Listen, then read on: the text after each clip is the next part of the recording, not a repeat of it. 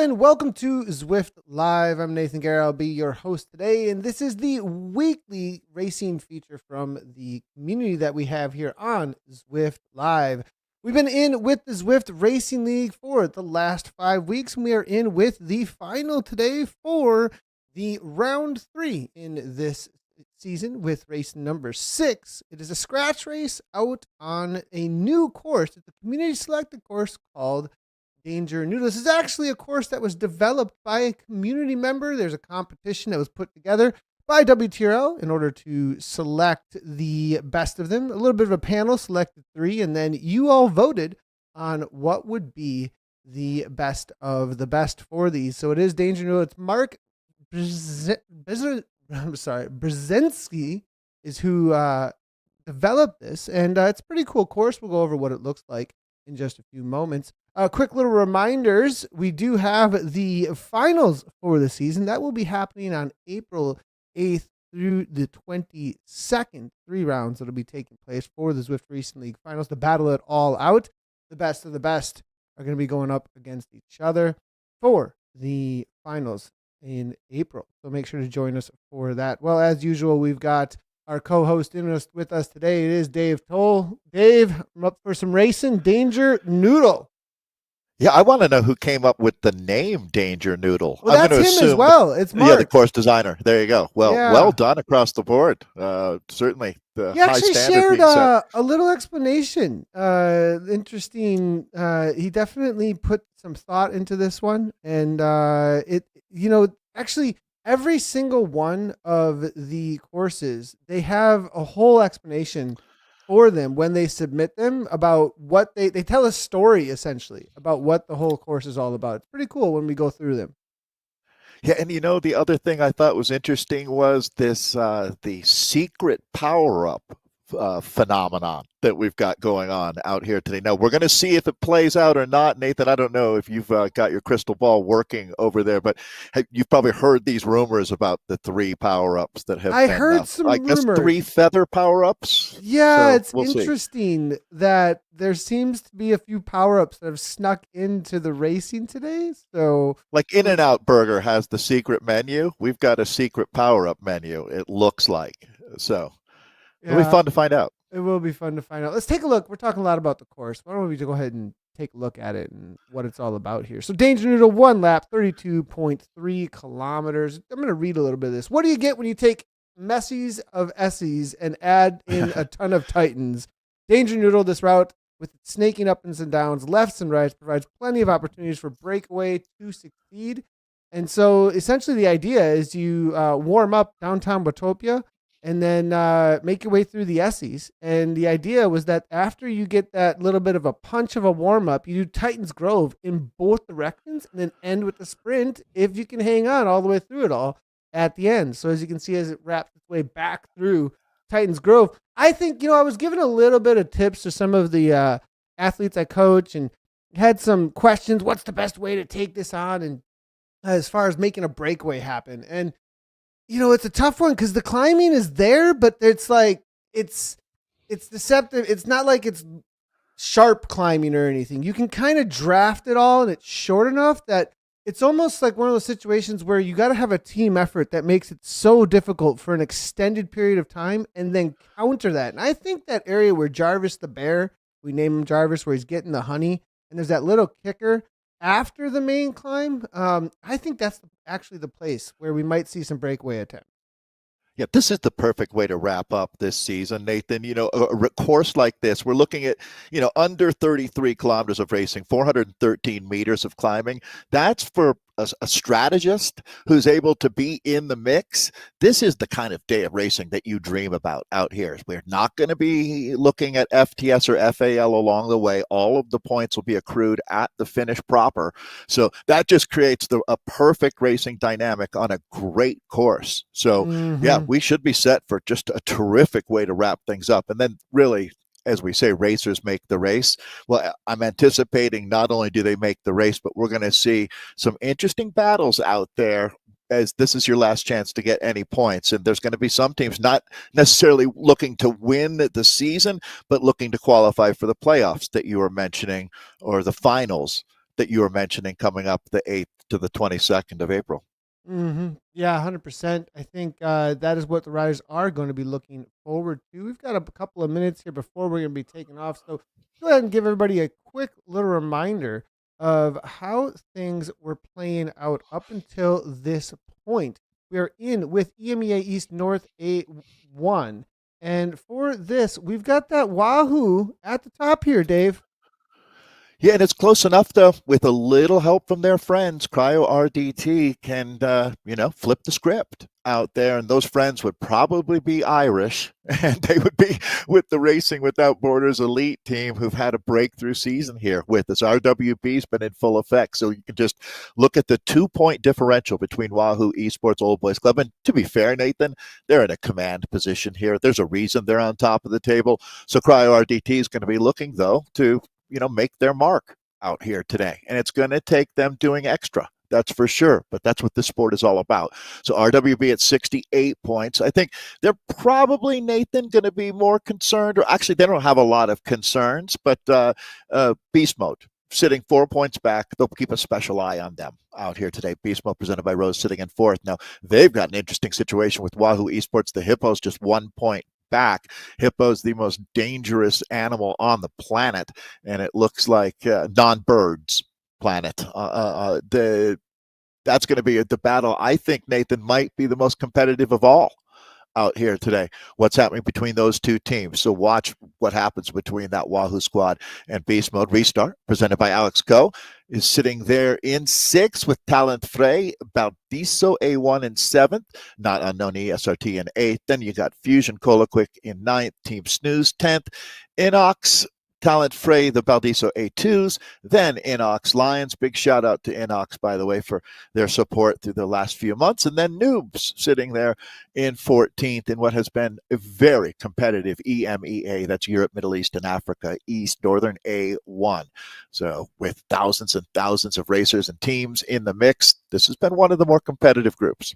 100%. One of the most competitive groups by far. It's been absolutely awesome to see what they have been up to and how they've been taking this on. So, Dave, as we get the riders out on course, they are going to be taking on the Esses initially. We've got none other than Ed Laverick showing up out here today, it looks like. And I wonder what his go-to today is going to be. It's always interesting with him. He's always a rider that's on the aggression. And he's a rider who likes to make moves, essentially because this is a rider who does not want it to come down to a downtown sprint. He is a rider who wants things to split up. And he can do something about it, right, Nathan? It's not that he can just imagine tactic and strategy, but he deploys it. And, well, they're already pushing the pace out here. It's going to be that kind of day. And this is what Laverick wants, Nathan, is the harder it is, the better. And if he can get other guys to pitch in and start swinging their sledgehammers as well, it's going to be reverse KO. It's 13K in, I think, that this race really kicks off, but not everybody's going to even make it through that threshold, as they're already running through a gauntlet out here as just Michael Podzoline, a very popular rider. Some of these riders have really transcended just being an avatar in the pack into becoming a part of the Zwift family, to tell you the truth. And Michael Podzoline is certainly one of those as he's riding up in the front. But Nathan, I mean, you've been in this scenario. This is a not insane, but a strong start. Yeah, it's a pretty strong start. I'm liking what I'm seeing here. We obviously saw Wahoo Old Boys. Those are, as well as the Hippos, I think. Actually, it was the Hippos, that mainly were pressing the pace at the front that we saw there for a second. Now, RWB, I think they covered that and killed it a little bit there. Enox now to the front, it looks like, and you can always recognize them. They're going to be in that fluorescent green there, sticking out a little bit. I love the look that they have with that free speed kit for sure, as Maggie makes his way toward the front. Now, it is a scratch race. Nobody's going to be setting up for anything as far as the sprints go or the KOMs go. All it's about today is what the course brings to you to try and make the snaps happen. I would love to run a poll, Nathan. I remember back in the days, you've done so many fun things around the broadcast, and it's a few years ago that we used to have the polls. I think the problem with the polls is that people's feelings would get hurt. sometimes if they became too personal. But that being said, nobody's feelings can get hurt if you were to run a poll about, well, maybe, yeah, you know whose feelings would get hurt is the team time trial family, right? Because there seems to be some people love them, but not everybody does. And I would love to know, just let's eliminate team time trials from the conversation. Which is more popular, the scratch race or the points race? For me, it's this, what we're doing. But I'm old school, you know, and I would expect I'm in the minority. But what's your thoughts on that, Nathan, as we take a look at Torben Madsen here, the Dane pushing the pace but showing you the physics of Zwift? Enoch seems to think there's a sprint here, or maybe it's a counter, boy. perhaps. No, I think, see, and he sits. Now, this is a great moment to go, actually, though, too. It is a really good moment to go because of the carry-through speed. And if that's what Maggie is doing, it makes a lot of sense. If he thought there was a sprint situation, backs off to 3.9, well, maybe he just wants the fastest time through. Maybe it was just for bragging rights, too. Or Pavlovian, the bell rings, he sees that arch and he sprints, because I get that vibe. But we're going. I like it. I like the salivating bike rider for the sprint points. It just kind of kicks off. It happens in your brain, yeah. I don't know enough about human physiology to explain what part of your brain that happens in. But remember the old no brain, no pain theory as well. So look at it either way. But definitely early on here. I mean, Nathan, let's go back to your comment about Ed Laverick, right? If he's going to win this race, is he alone when he does it? Is he in a select group? I mean, again, no one should be assuming he's going to win. There's a very strong field, and there are plenty of other riders to talk about. But in his situation, here's how I see it happening, Nathan. Because of the points scenario out here, a solo rider who isn't going to have a huge impact on the overall, sometimes they might let you go. Although I don't know that that's going to be the case for Ed Laverick, but there is a certain fish or cut bait thing that happens out here, and you don't want to burn up your whole team chasing back one rider and then get jumped in the finale, right? And lose a spot in the overall here. It's been a long season, 5 races to get here. So it's certainly, you don't want to make a misstep, but there's at least half of the racers are happy that it's just this hard right now. It kind of, in a way, I think, Nathan, dissipates the desire for folks to attack a group when you're, although, you know, sitting at a little under 4 watts per kilo on the front, this is pretty routine right now for these guys. I saw Podzaline on the front there for a moment. Interesting enough. I love it's this. It's not hard, but it's not easy, right? This course, look at this, this is such a cool course. The way it goes through the Esses. Now it's going to come back through the Esses immediately here. People, and you don't really get enough time to get too much recovery. If somebody kind of presses the pace over the top of that little bump out of the Italian Village after doing, and then we saw the press after the Esses before, now back into the Esses. I mean, there's enough roller coaster here for long enough. You could kind of do something with this with some good speed. You know, the riders maybe not taking full advantage of that necessarily, but I gotta really give credit where it's due. Well done to Mark on putting this together.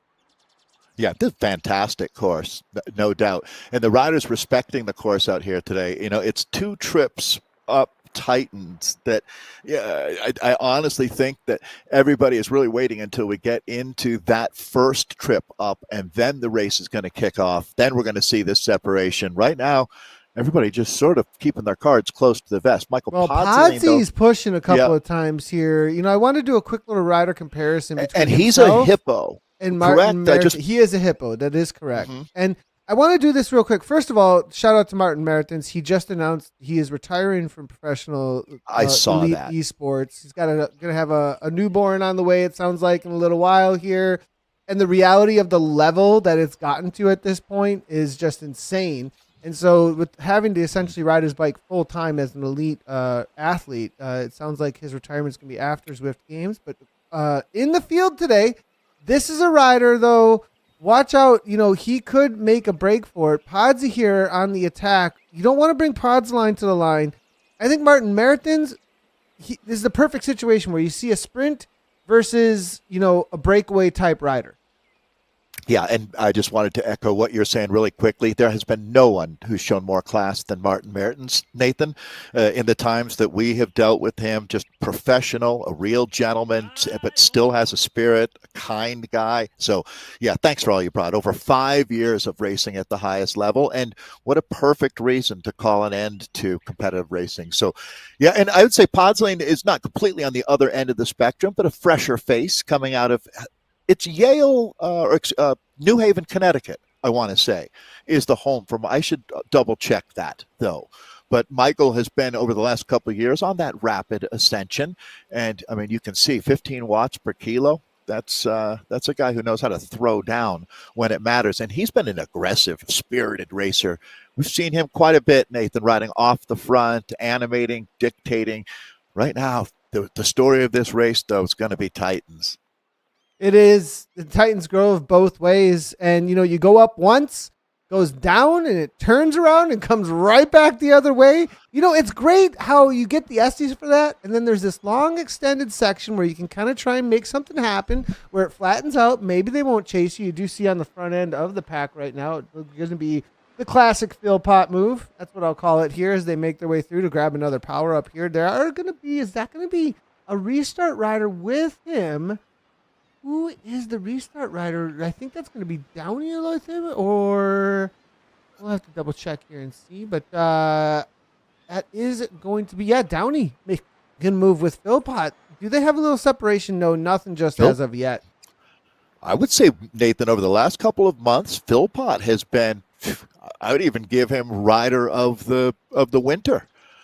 He's always on the attack. He times it really well. Leveled up. And the hippos, they tend to like to kind of, you said they're the most dangerous animal out there, right? I mean, they're quiet, sitting around, but then when you mess with them, you poke the hippo, and next thing you know, this thing isn't exactly what you thought. So I think that's what we get with these hippos sometimes. Yeah, there's that. I mean, it is factual. We joke around a lot, but getting between a hippo and the river is considered one of the biggest no-nos in Africa because the hippo freaks out if in that scenario, and getting between one of these hippos and the finish line might be the same scenario out here, the way that these guys have been racing today. This is the team sitting in 5th place in the season, who certainly, they have a lot of great racing ahead of them. I'll put it that way. They're better than a 5th place team. And that's not throwing any shade at all. It's just the way things play out when you're in this competitive of a group. But I have a feeling they're going to be a big part of the story out here today. That's for sure. There's 2 Wahoo teams. We've identified that truly there is no cross-pollination. These 2 teams maybe even actively race against each other, Nathan. Yeah, I actually got a message specifically about that, saying that they do not mess around as far as being team. They don't work together. They 100% are actually out to get each other. That was the exact message that I got. We actually see 3 different teams represented here with this break trying to establish before they even hit the Titans Grove. We've got Enox, RWB in it. I think that's Michael Pod's line going away, and they are spread across. There's no chase at this point. Okay, here we go, Nathan. This is going to be really interesting because there's no doubt the Norwegian blowtorch, Njal Pedersen, he has been on fire. No doubt about it. I would say the most dangerous rider possibly outside of Laverick in this field. Podzoline is up there. So you got these 2 working together and riders coming across like Andreas Zeri and Arnaud. And I'm not so sure on Arnaud. We're going to figure out more. I mean, ESRT, he's an ESRT rider. So this is interesting now. 4 coming together. It's actually going to be 5, it looks like. And there you go. Those 2 were dangerous enough, Pedersen and Podzoline, that has basically built the bearing straight between the breakaway and the peloton here. There's still some small gaps, but this is really dynamic, Nathan. Well, and now if you're on the back end of this and you're not hurting too badly, you're getting a good draft, you can rest up for a second and counter into this KOM, and it's actually not, the KOM doesn't start for quite a while. Here comes Laverick. You've got the ups and downs. If Laverick can latch onto this, use the speed, the roll through and jump, this is perfect situation for a break to actually form. Yeah, right now, Laverick could not find a better scenario. They're doing his work for him, getting out in front of it. If he can get this down to 11, 12 riders, not exactly sure. It looks like it's about a dozen here that's starting to create this split. Couple more coming across. Yeah, I mean, it's on. From this point to the finish line, Nathan, they will not back off. There is no quarter asked for and no quarter being given. Who's this that has just come across to join the cryo rider? That's big for them because they didn't have any representation up in this front group. So but that looks like 3 hippos. It couldn't be 4 hippos. It's a herd of hippos, Nathan. At least I do think hippos herd up? What do you call a one. family of hippos? There's 3. Is there at 3? least. Is there going to be 3 in here? But that's Talent Frey, I think, in beast mode from what I'm seeing, actually, because there's the black jersey. It's just Podsy. It's just Podsy there. We'll Boy, see there's what 3 teams with almost identical kits from this perspective, right? But there you go. Inox in black. That's the high vis yellow and red. But you're right. So wow, they've got daylight, herd. Dave. They've got huge daylight, and they've had a chance to recover in the pack here too. Like there's space now to work with. This is a launching pad for Laverick at this point. I mean, certainly who's going to be here the next separation that happens. It's going to be really good. No doubt about it. We've got a long way to go. And is there enough horsepower back there to shut this down, Nathan? Even though it's this dangerous group, it might be a little top heavy, to tell you the truth. And I think this might come back together before it explodes again. It depends on how they use this speed right here and now, because these are the little roller coasters where that group can gain a lot. But because there's so many ahead here, you can sit in and get some roll through speed as well. This is a nice little climb for a moment here. You'll get that 0%, and now it's going to kick right back up, and it's going to do this little roundabout up until almost Jarvis the Bear, where he's going for that honey here. And you've got to go for it with him before you get the steep downhill into the KOM. This is the section of truth as to whether or not this is going to stick. Chris Dawson, he went across and covered real quickly from the old boys to make sure they're involved, and he knew that this was a moment of truth. This is the Chris Dawson that's been riding up in the top 25 in UCI Mountain Bike World Cups. Yeah, he got some points this past weekend, he actually. Did. Yeah, and actually that's why that 25 number is so important, right? Is being in the points in the UCI world level mountain bike racing is huge. So a guy who's, we were talking about Martin Mertens, I would say he and Chris Dawson are very similar. And Martin comes right into scene the moment you said that, and he's right on the wheel there, loving what we're seeing. Is. Mertens now goes across, goes right to the front. Like a hot knife through butter here as right on cue. There's the man himself. That's the blue jersey that we're talking about, as this is going to be fun. So let's take some inventory, Nathan, up in this front group, as this might be the day's first real legitimate selection that we're looking at here. Yeah, I think it looks like we've got 1, 2, 3, a little over 10 riders, maybe 15 riders so off the front here. They're about to hit this section I was talking about. There's Jarvis going for the honey. Everybody licking their lips here. Where's the beast thing? It looks like it's going to be in this front group at this point. They're chasing it down. Now, This is the question. Whether or not they speed up here and really get that kilometers per hour super high is going to be whether or not this sticks. And then whether or not they're able to roll through into the KOM and press on, because that group behind, they are going to be flying. How many does RWB have in this group, Nathan? You got at least 2, maybe even 3. So, because there that's the restart conundrum, right? Those jerseys are relatively similar in shade.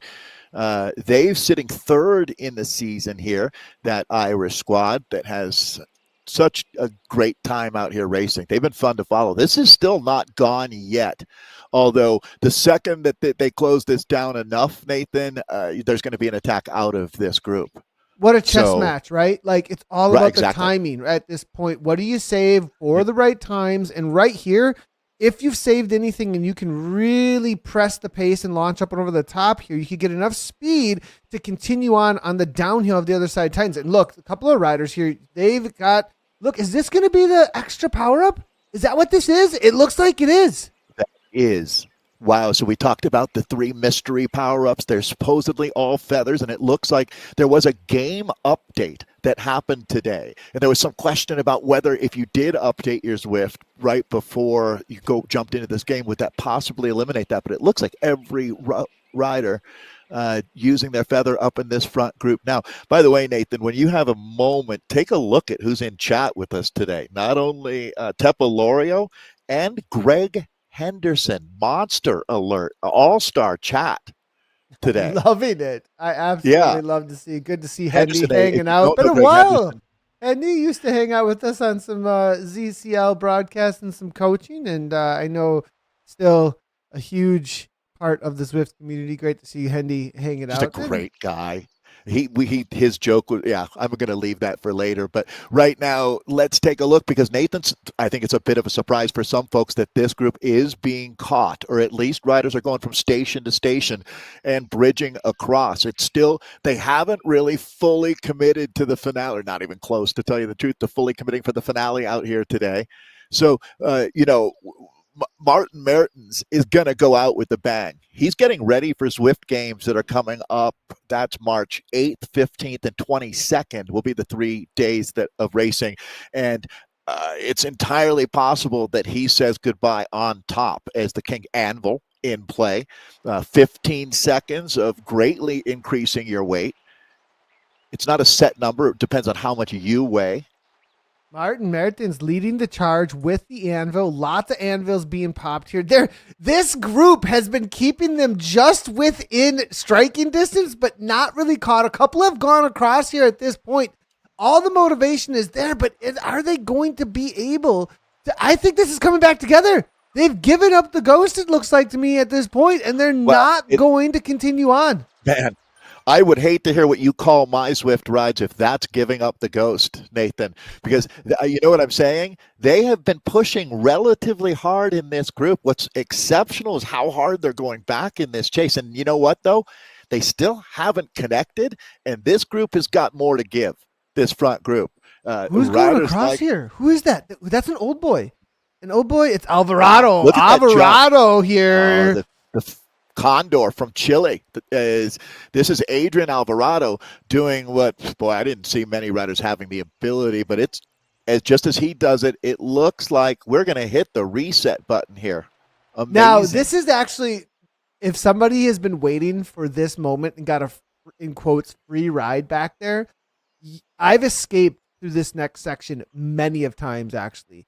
And if you get these roller coasters going pretty good on this, I know I use it a lot through Titans Grove. It's essentially one giant roller coaster. If you can time it well with the right amount of speed to jump through some of these punches and roll through on the downhills at 60 kilometers per hour, it can really catch the pack off guard. And then if you continue to punch almost like a mountain bike or cyclocross ride through this, and then get into that at Tempest Future turnaround and climb like a maniac back the other side. And that's the thing about this Danger Noodle. I like the way that he named this. It's everywhere. It's dangerous on this course. Well, you can make something happen almost anywhere because of the nature of the rolling of it. And I think that, right, so much active racing, even though it's settling down just a moment now, there's going to be a lot of empty legs by the time. So it's really going to be sprinting after a rugged journey to get there. Even though it's only 32K, it is over 400 meters of climbing on this course. And I agree. Danger Noodle is maybe the best course name that I've ever seen in our esports world. And this is a fantastic course, and I'm glad it's straight ahead scratch racing, all the points waiting at the finish line for our riders. It's going to be the OBC, the Old Boys Club, and Wahoo moving back to the front now, Nathan.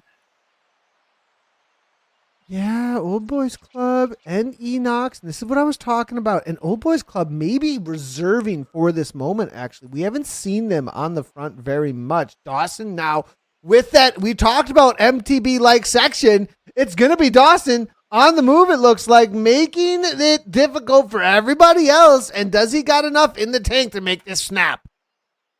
Well, it's having an impact on a few riders at the very back of this group, but I think those that are able to keep their powder dry, Andrea Tseri coming forward. Now, he's been the best of the Inox team, I would say, and certainly a rider that we're going to be hearing more about. Now they're coming up and over the top, so here we go. It's going to be a cavalcade that we're looking at. Jan Steinman, Nathan. First time I've seen Jan Steinman up in the mix.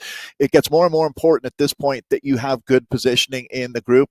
As I look at Dawson just sag climbing now. So he lights the fuse, and it looks like he must have been trying to set up his teammates for something.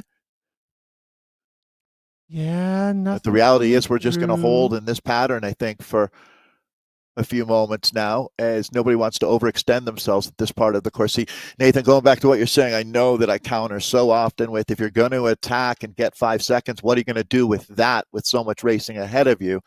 That's right? such a good spot right there too. That what Chris did right there, that is one of the main spots actually, because you get this kind of consistent down. From there on out until you hit Tempest Fugit, it is pretty much downhill with these little bumps. And so that means what you can do is you can carry through those bumps essentially the same speed all the way through if you punch with a sprint each and every time, but you can rest on the other side of them because it's mainly downhill. It's such a great section, of course, to try and make a move. Almost made it happen, but nobody wants to let the old boys off the front. Yeah, I mean, definitely. I mean, a lot of riders respecting what's going to be a tough finish out here today. And I think that after everything we've been through, there's going to be another flurry of attacks. That's for sure. This is whittled down. You don't usually see this at this top level. Doesn't this feel a little whittled down? Like, I have a feeling we've dropped quite a few riders off at this point. And it's been those bursts that have done it on our way to it's not I think if you looked on average, this hasn't been that hard of a race, but when it's been hard, it's been really hard. We've been through 3 of those moments for these guys. We go trying to look at the distance remaining. Yeah, from 13. Here. We're getting some help with chat. It is a custom course, everyone, so it's not actually in the back end, because it's awesome that we're able to put this together. But being a custom 13K course, to tough go. To watch. 13. Buffington helping us out with that one. Good man. Thank Good you, man. Andrew. I'd like to see him in this race, to tell you the truth. He'd be another guy that would benefit greatly from this high level of competition. This is not that different. Not going to be over-exaggerate. This isn't quite the Zwift Games level, but this is, if you want to prepare and sharpen your sword for the Zwift Games, doesn't get much better than a field like this to race out of, especially with the spirited racing that they do. And, I mean, you've got guys like Chris Dawson, Martin Mertens, Ed Laverick in this field. And is that Davies? Howell Davies, again, that we're another rider looking at. A little bit double of a check. Move. There's Davies on the back there, it looks like. And I didn't know he was in the race today. I didn't either. Is that Alvarado making a move? Is that what's going on here? Yeah, Alvarado made a little bit of a move, quickly covered. Restart covers it. Brandon's there as well for the restart team. And now we go essentially from here all the way to the top of the KOM. You know, the KOM, again, doesn't officially start here, but it's uphill from here on out. Yeah, and look at the distance to these packs, Dave. Talk about the pace. Yeah. Well, and this looks like RWB, because that was Martin Mertens in the blue jersey right up on the front. It looks like the Old Boys Club is starting to assemble. They got most of their team sitting up in the front third of the peloton now. Still no explosion yet. It's like a ticking time bomb as you take a look at our front group. And that is, I mean, yeah, just shows you what a hard day of racing it's been. These guys have been smash mouth out here. Andrea Seri's ridden on the front all day. That's the rider in black. Setting pace is Pascal Sechot. Rolls pretty through. Steady at this point. We got now Laverick. This is as chill as you could ever imagine. Yeah, English really? Now I think about 5.3 or so is what I just saw. Now 4, which is just, I mean, I know it doesn't sound like it, but that's essentially a tempo. When does Ed boys. Laverick attack this group with old school fury here, Nathan? I mean, I think it's inevitable that he throws down. I think, you know, he's waiting for that lull after it feels like it's been hard enough to actually make something happen. He did make a good cover earlier, right? He made the cover, made sure he was involved, but I haven't seen the full gas move yet, have we? And you feel like it's coming, or at least I feel like it's coming out here, as he doesn't have so much to lose. The risk-reward ratio seems to really be in his favor, as we are seeing now. Well, this is your man, Pedersen. Zhao, this is a guy you don't want to mess with. Now, he's a guy who could win today. He really could. He had quite a ride this weekend. And certainly the form is there. This is a higher level field that we've got today, I would say. but some similar names. Yeah, and as you can see, making their way through here now, kicks have been covered, the initial ones, as they make their way back into Titans Grove. We're about to see the dinosaurs again. T Rex will be on the right hand side in just a moment, but it is ESRT on the front, controlling the pace. There's Davies, you can see.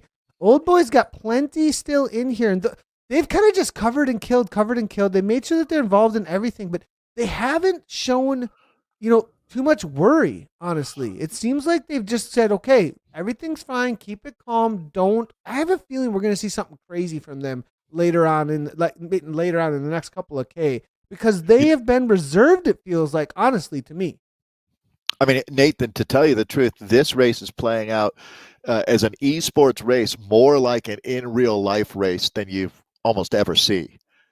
I mean, this is almost exactly how things play out. It's a survival of the fittest, the tactics coming into play. But in all honesty, it's really just being able to keep your head above water and stay up in this group, because the big players haven't made their big moves yet. Well, we see again Enoch going to be Siri. He's the favorite a lot of times for these moves, always on the go. Wahoo, I it looks like now covering it quickly. That's Philpott now into the downhill. They've got a little bit of distance, 1 second or so, with some speed, going pretty fast here, up in the 60 kilometers per hour. Nathan, I'm going to put you on the spot here because this is a team race, and we looked already at how it stood after 5 races in this season here. Things are not quite in cement, but the cement is hardening, that's for sure. But if you want to talk about who's going to win this race outright, because I think that's going to come into play. There's a lot of pride with these guys, and when you look at the quality of the competition, this is the kind of day that you can really hang your hat on when you look at what you were to done. And names like Jamie Philpott looking to start win consistently at this level, Martin Mertens, who we've talked about. But I think I might go back to Njal Pedersen, to tell you the truth, is the most dangerous guy out here. Even more dangerous, really, than Ed Laverick. Is the one thing about being Ed Laverick and Chris Dawson, too, is that you got a target on your back, unlike what any other riders really see. But this is Andrea Seri going clear now. He has been all over the front. What a strong season he's had. He really emerged, Nathan, as a rider to watch here. And the Italian now opening up a gap. This is channeling his inner Nathan Guerra. 5 seconds to the chase. We've got 10 seconds to the main group. Now, the question is, what kind of fireworks did the main? Wow, interesting use here. 2%. Well, it's a good spot, actually. Not a bad spot to carry the speed through. We're going to get the main section of the KOM coming up here. They're going to go underneath this little underpass of this rock, and then you get into the real climb. And he's got the distance here to maybe hold on. But this solo effort, it's a brave move as he's up into 6.5 watts per kilogram. Yeah. I mean, it really is. But I'm wondering if he's hoping that they start looking at each other enough. He's going to need a little bit more than 7 seconds. But there's no real comfortable number for him, as this is going to be his worst nightmare now, as Philpott and Pedersen are going to link up. Actually, maybe not his worst nightmare, as he's still far enough from the finish that getting some help in a breakaway might be the solution here. And here comes Adrian Alvarado. Brandland, haven't mentioned the Swede yet. There's a big talent here. So the cream is rising to the top right in front of our eyes, Nathan. Who's that from the old boys looking to come across? It looks like that's going to be Steinman. Steinman on the move here. And we haven't seen him at the front once so far. And now as Steinman goes past Philpott, as well as I believe that's going to be Ben Meir that was right on his wheel too. So a couple of the old boys now making their way. Alvarado still involved, it looks like here, looking to try and jump across. Series still off the front. This could be a situation where you get a couple of leapfrogs that end up blowing things up. But I have a feeling it's just going to be a catch here with a reduced field. Well, I would think so, as there is so much. Look at the quality of guys in this field, Nathan. It's a lot of Wahoo. There's some huge talents here. Tons There's of hippos, tons of old boys. Yeah, this is where I'd be very judicious in attacking this group at this point, as you could put yourself right out the back of the group unless you're one of the really, really strong riders here. And Well, it was a good effort by Sirius, Look but at he this is going to speed. get caught. I mean, that's just the reality here at this point as Alvarado comes up and over the top. So I guess my point, Nathan, then is that effort, unless there was a tangible reward for that, will cost you in the finish. Hugely Right. gonna So, cost you at the end so, of this one. so you can say it was a good effort, but did it get more points for your team? No point. No, and it's all about the scratch, right? It's all about the Right. finish So line at this point. So, and whether I or think my not you're point is made. involved, yeah, it's Yeah. 100% correct there, Dave. It didn't do a whole lot as far as that goes.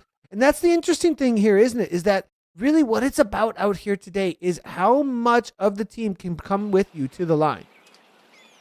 That's exactly it. And I mean, a team like Wahoo Old Boys Club, they've done this, they've been through this drill enough times that they know exactly that if they can get 4 riders in the top 11, you're almost guaranteed the win, the way the numbers play out. And you can start getting out in front of things too. I mean, if you can get an attack that goes clear that you like the numbers in, and there's a few teams that have the depth and the ability to, I mean, it's a lot easier to shut down what other teams are doing rather than to try to make a move with your own team. And that's really what we've seen is these squads being attentive and actively neutralizing each other's attempts to, put a thumb on the scale out here. Well, it's going to be at the front, Wahoo with Philpott again. This was the little kicker I was talking about in just a moment here. There's this little bump here and then the sharp kick up toward the Jarvis the Bear tree in just a moment.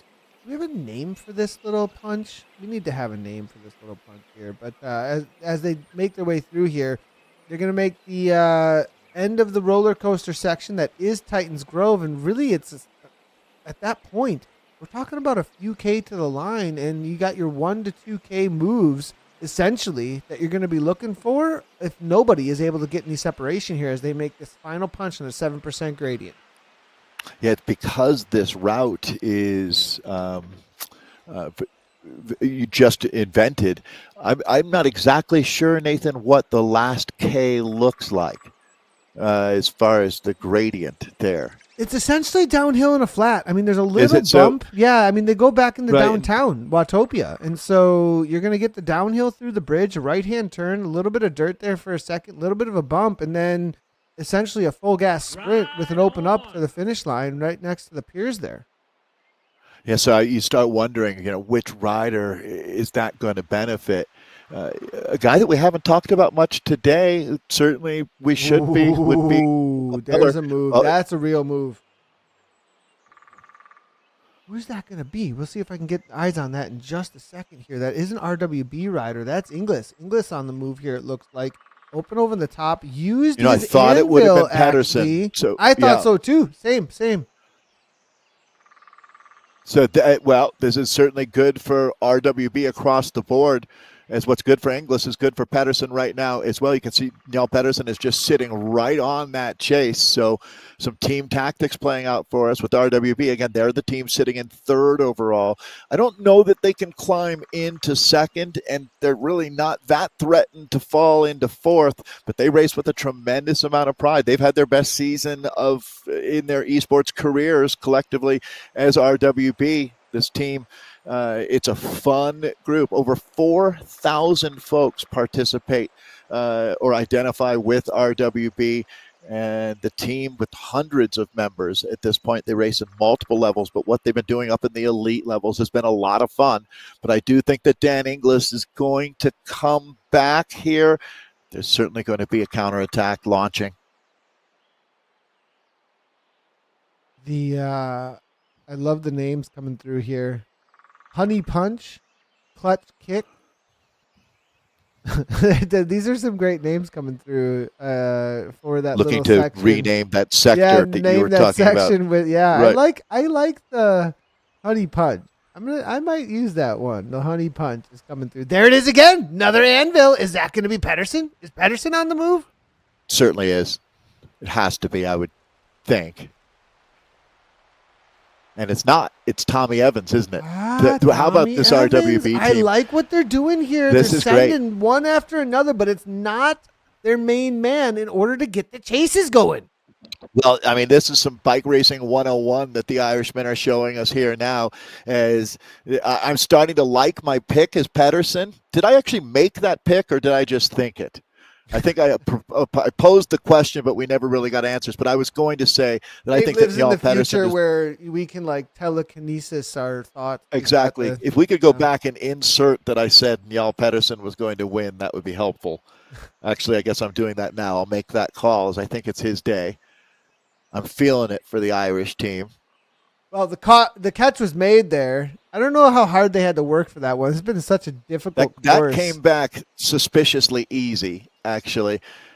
And I was anticipating that RWB was going to counter right away, but they don't. Everyone just sort of chills out and settles down right now. Out of everybody who's made this front group, what are we looking at here? Pattern's at 14.5. Arnold has made this. ESRT, this guy can sprint like a maniac at 14.9. I mean, who else we've got here? Adrian Voulier. I have a feeling RWB and Old Boys, they're trying to split things up here because of the reality of how strong a lot of these riders are, actually. Yeah, and I mean, well, Howell there. That is Davies, the Wahoo Old Boys Club, and Martin Merton's going clear with it's in English in the mix here. That's his signature. That's the signature for Martin Mertens, isn't it? The 1 to 2K to go.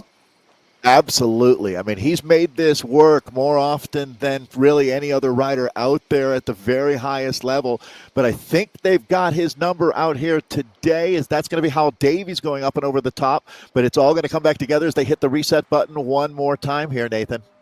Well, watch out for Timon Kruger. Kruger's got a massive kick on him as well. I think from the Beast Mode team, that is going to be a big name to watch out for in this sprint, I think. As we're coming to the line. Here we go. It's got 1K, a little less even than that to go. Well, it looks like it's inevitable at this point that we're going to have an all-out field sprint. The Danger Noodle did not disappoint. We've seen aggressive racing from tip to table. Taking a look at who's going to get out in front of this, I thought we might see one last desperation attack. Nico Peller, certainly he can make the watts. He's a danger man here. Yeah, Peller, interesting. Arnold, though, sitting perfectly, about third or fourth wheel here at this point. Be on the watch out. Now here comes all kinds of power-ups. Big kick. Siri from Enox now up toward the front. Here comes, it's going to be Cryo RDT. Big kicks now happening. Where is the ESRT rider? There he is, but he's on the front. Not the place that you want to be. Up and over the top of him. I'm not sure that he's going to be able to make it happen out here today. It's going to be Dawson. Dawson now on the kick. Who is that going to be? Talon Frey now to the line. Perhaps Siri. Pedersen's coming. Oh, Pedersen. It's going to go to the line. Right to the line there. Pedersen. What a move by Pedersen. Nice call, Dave. How did you call that one? I did not think he was going to be able to make that happen. Yeah, I mean, the guy is just en fuego. And rode that race perfectly. If you go back and look, you're going to see that was some nice work by his teammates to set up that finale. It was all together. He surfed through that group. That was a lot of Zwift craft on display there as well. That win happens on all the different fronts, the teamwork, the desire. I mean, he had to bet on himself and go all in. This is where he launches, actually. This is the big moment for him. Yeah, take a look. Watching, if you can kind of see through. Really far back. There, I mean, he's really far back. And look at where he is exactly when he launches here, right underneath that bridge. It's always that section, it seems like to me, that really sets it up well. And he's got that TDZ hat is what he's actually wearing. So you can kind of identify him there. Yeah, and he just has the slipstream locked in at this point.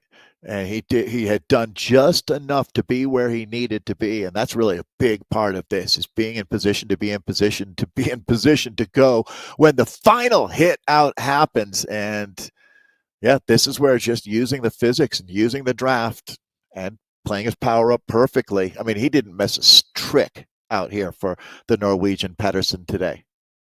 Wow, what a nice... The timing and that drafting power up, you got to give shout out to the draft power up there. That definitely helped out a little bit. Well, was it exactly the difference even?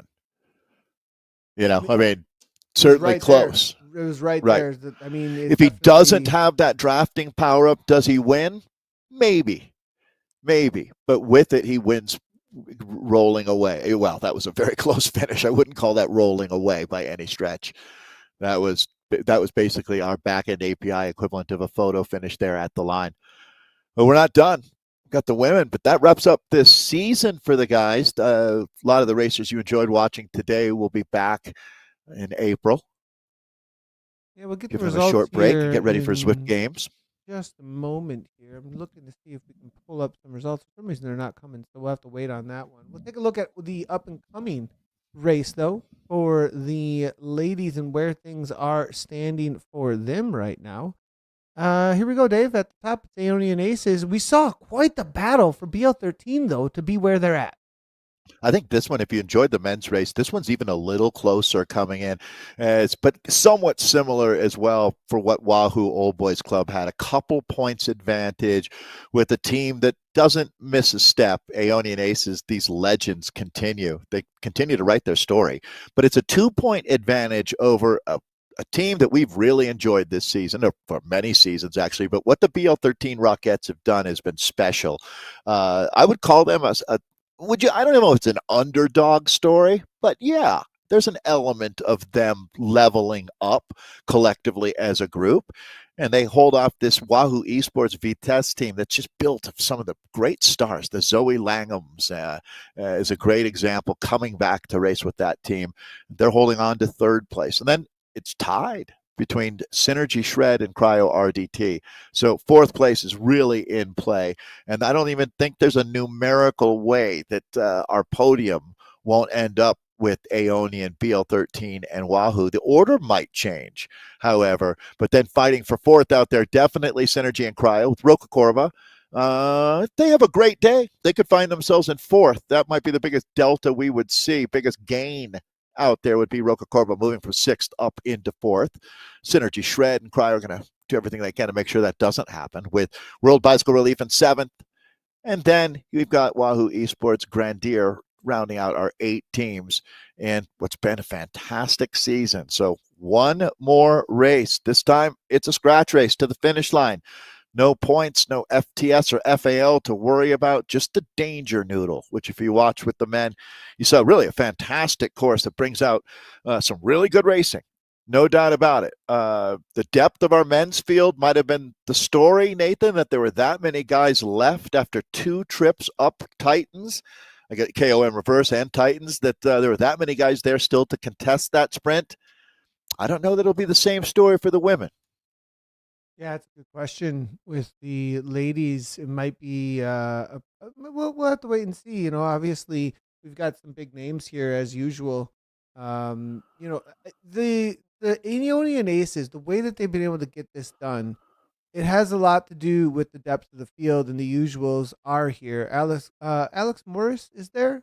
Ariel Verhaeren, Cecilia Hansen is showing up today. Danielle Estrate, Leonie Harper, and Harper. I've got to say, she was super impressive last week in that points race.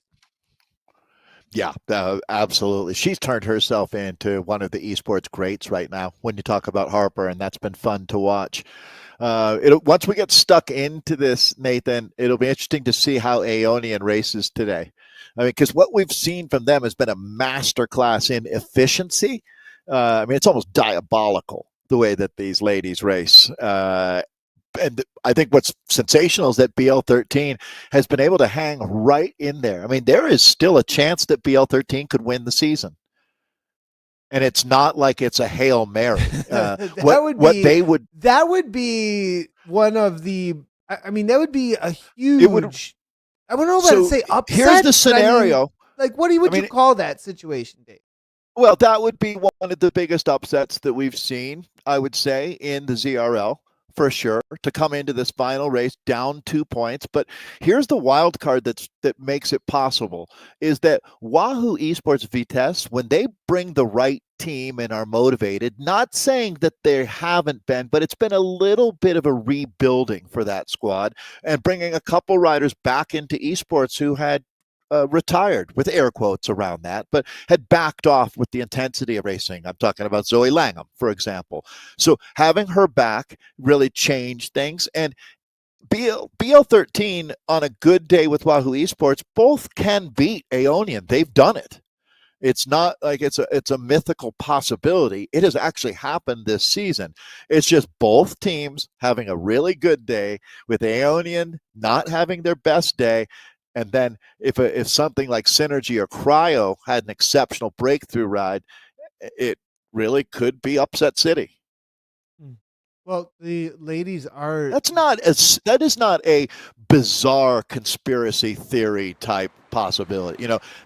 I'm not saying it's a bigger than a 1 in 10 chance, but 1 in 10 is certainly into the possible realm.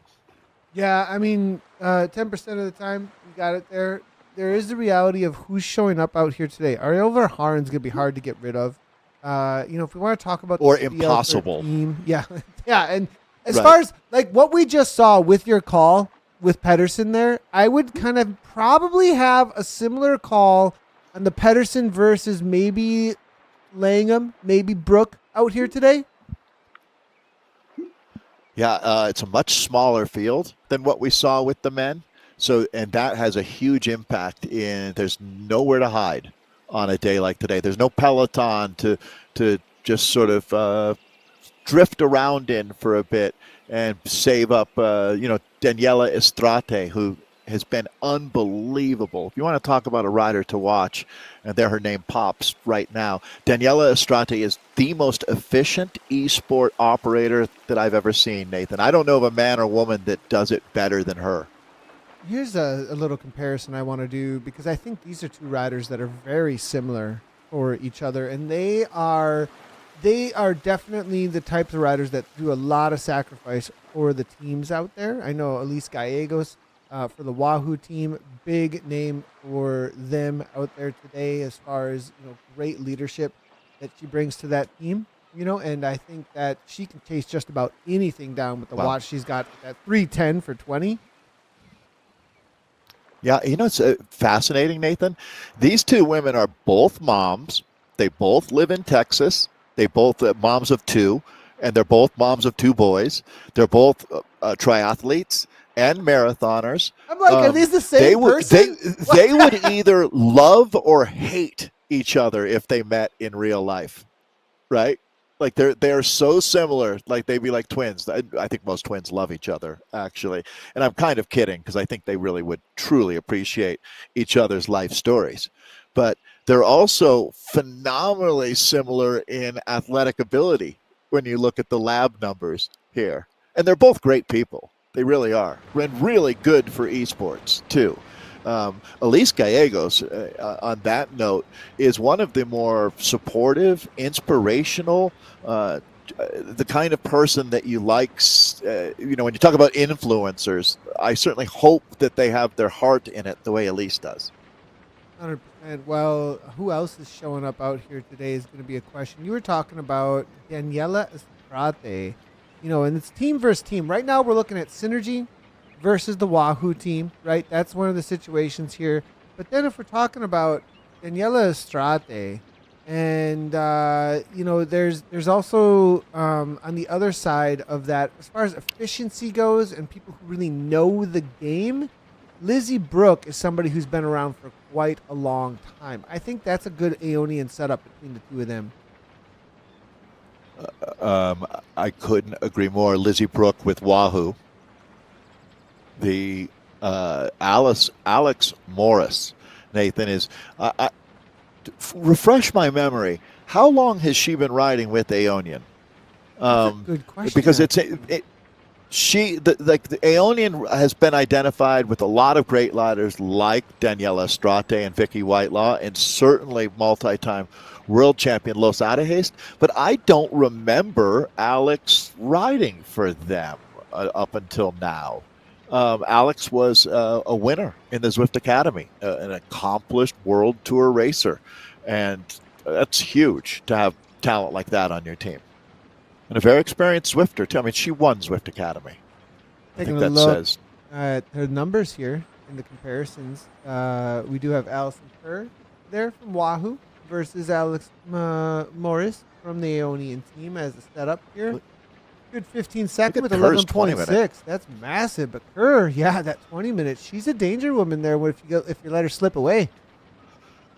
So that's the game that we've got in front of us here today. We'll have the women on course in just a matter of moments, as they're just a little over a minute away from rolling out for 32 plus kilometers of racing, 413 meters of climbing, and getting away. I mean, if Ed Laverick can't do it, Nathan, it's going to be for the top climbers. That's discouraging, as I think that bolsters the hopes for our sprinters that they're going to be there and be able to make their mark in the finale, like a rider like Morris.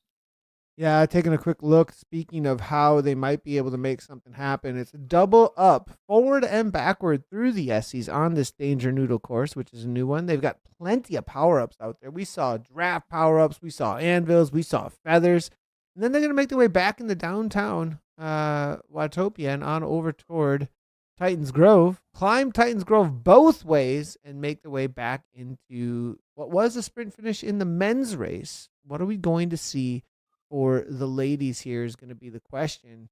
Definitely been some good racing so far as the ladies are about to get out on course. A quick little reminder, everybody, this is the final here. Next week, as we wait for the ladies to get out on course, we will be coming at you with the Z Racing Shimano Find Your Fast. This is going to be really cool, Dave, because there's some stuff on the line.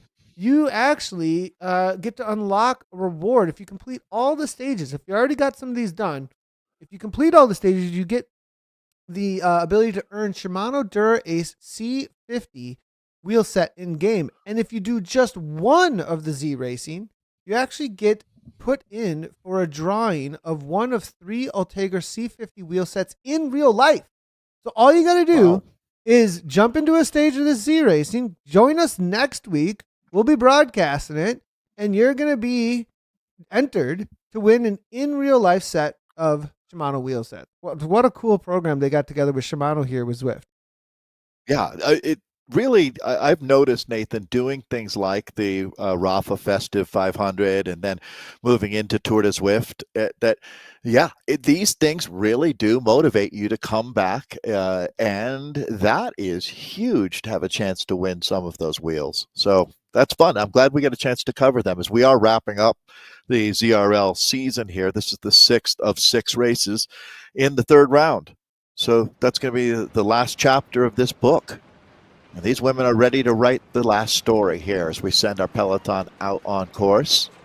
So Aeonian, 2-point advantage on BL13. That's the team you see in pink, and they've got 2 points back on the Wahoo ladies. We'll be talking about what's going on a little further down the table as well, as I see the Synergy Shred team. They seem to be getting better every week. Yeah, Synergy, they definitely have been showing up each week, and they make some moves. We'll see. You know, it just comes down to the firepower and the level that's in and amongst this group can be difficult to shine amongst, but they've definitely been right there and in the moves a lot of times. We'll see if they're able to make something happen on this course. This course does lend a little bit to be able to maybe sneak something away and surprise people, because you can. And this isn't. I say that because the pack can trust that it might not stick. That's what I mean by that. That like, oh, that'll come back. Oh, that'll come back. But I think, we might see some risk with a little reward out here today. Yeah, and I kind of would argue the other side of that case, to tell you the truth, Nathan. With the way that run into the finish goes, you've got to be an exceptional talent to be able to hold on over the top of the Titans KOM. But it really depends on so many scenarios that are happening in the race at that moment too, right? What's the impetus to chase? How dangerous are you? And what team are you on, for that matter? And that's what makes this bike racing and the strategy so interesting, because you're right. I mean, for some riders here, this would be a chance to win at the biggest race of their career. And it's not just having the plan and making the effort, but you need to catch a break out there as well. And that's what bike racing's all about. These women are not going to be too aggressive, though. I would not expect through the Esses here. I think that this one shifts into another gear, much like the men. This might be one of those times where the two races are relatively similar in that about 13K in, Titans reverse, it'll kick off. Pretty calm at this point. Interesting. I wonder. The ladies tend to do this, don't they? They do. They tend to keep it pretty chill and wait for their exact moments. You see Estrate. What's interesting to me, Nathan, and I've seen this for 25 plus years and doing in real life race commentary, is typically the higher the sophistication level is of the racing, the more of this you see in the first quarter of the race. I like it. I kind of have like this. The men are just let's go, push. And a little bit, a little bit of that, like me strong, I go, like kind of a thing. And the ladies a little bit more of like, all right, what's really going on here? Let's have a chat about this and see where races are won to finish, not now.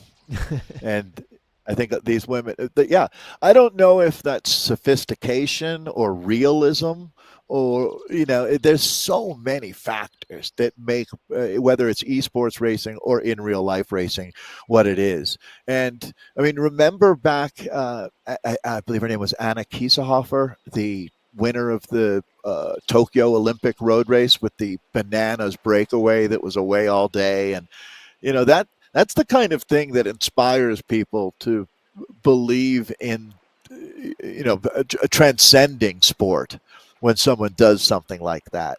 But then the reality is, the more you know about these athletes, you realize how hard it is to pull off a maneuver like that. How many things need to happen on a day for that to work. Kessler on the front, just probably just found herself there, it looks like, rather than really making anything happen, making sure she's involved. When you choose one of our robot pacers, the pacer rides that's too low for you, and you start attacking out of the gruppetto, and that's always the person who's like already like they joined the pacer bot specifically to get a good ride, like a steady ride, and then someone's on the front like, what are you doing? Why is this? Well, I always laugh because it seems like every time I try that there's a group of 10 guys that attack out of the pacer bot group and go clear. Right? And you're like, all right. Yeah, isn't it? That's always an interesting one. I mean, I know we're getting a little bit away from the race here, but like little inside that pacer bot situation where you have this group that forms off the front of the pacer bot and starts like turning it into a race to stay away from the pacer, and then the pacer bot group starts trying to, and you're like, oh man, this is not what's classic is, and then it's telling you, hey, wait for your pacer bot, And then that's when you're like, hey, the team car is telling me not to pull in this group. And it's like, all right, I think you're not understanding what the pacer bot ride was. But Roca Corba showing up with some jerseys this week. Good to see them. All over this one. Definitely, they got the full 6. Is there 6 there? Wow, good to see with Roca Corba. I love their kit, too. Good looking stuff. Yeah, it's another one of those, like, at just first glance, you'd say, oh, yeah, nice jersey. But then you hear the story of Ashley Moolman-Pasio, one of the first, maybe the first world esports champion. Am I correct on that, Nathan? I've never thought about that. I guess UCI esports. You are right there. That is correct. It was up and over the top of the Forward KOM. I believe she took that down. I have that like etched in my memory. So she ends up having obviously a world tour racer as well, who has a voice for women, Africa, and esports. And that club really combines all of those things. And they have a really cool facility in Spain where she lives. It looks like sort of a bike house, maybe you'd call that. So Roca Corba has been a club that's been racing in esports since she founded it with some friends going back. I'm going to say it's over 3 years now of racing. This is Emily Slavin in game here, and making her way through these sections. Look at Estrate on the back, always doing what she does. Northrup's here also for this Roca Corba team. You can get a full list. Just saw Cecilia Hansen's name, Nathan. That goes back to some of your very first memories, right, of esports racers? Yeah, Hey definitely. now. He's one of the top when it comes to both results as well as longest standing. I mean, that's essentially most of these, a lot of these ladies across that Aeonian team have been around from very early on. And then as far as like new ladies around here, I would say this BL13 team is definitely the upstart. You know, we've got Anderson here, and I saw Baril, definitely a name to watch out for. Kate Sheridan, the current reigning Australian national champion. Laura Meyer. We see Vanessa Murray and Victoria Reed. So BL13, they've come with some hitters today, and I think they're here to make a statement. Priority T now on the move, though, it looks like. That's going to be at the Is it front. Nice little Pentonen? push. That's Dirkstra. Now, Dirkstra tends to be a rider who likes to do this at the front of these races. Yeah. Boy, look at the way Synergy Shreds got their team Ha! assembled here right Wow. now. Yeah, this is an interesting moment. Sarah Roach and company. This might be a planned attack. I don't think you all four end up on the front at the same time without some organization. Yeah, that was interesting to see. And actually make it 5 because really Synergy seems to have some intent here. Sitting fourth Couldn't be overall. more opposite too. Aeonian completely at the back for during that little rise there, as you could see, and now But they rolling to the just front. moved up, didn't Yeah. they? Yeah. I mean, just in the last 30 seconds, something shifted out here. A palpable sense of urgency now in this group. Well, that climb it is the sharpest climb they've had really so far, and the longest, Right. right? And so I think that little punch there was the first time that there was a little bit of like, well, some urgency here. What's gonna happen? Anybody gonna make any moves? Nothing too serious. Well, one of the avatars up and out of the saddle for a second, just making sure that they're involved. It seems like, and Here goes Gallegos, maybe, and maybe just positioning herself. She's one of the riders, and we were just talking about Elise and Sarah Roach, and both as triathletes, and there's quite a few triathletes in this field, actually. You know, Nathan, I've been meaning to dig in a little deeper on Leonie Dijkstra and to find out what her background in sport is. I don't know how much you know about that already, but she's certainly a rider that's worthy of the research at this point. well, what I can tell you about She's a Dykstra triathlete, is isn't she?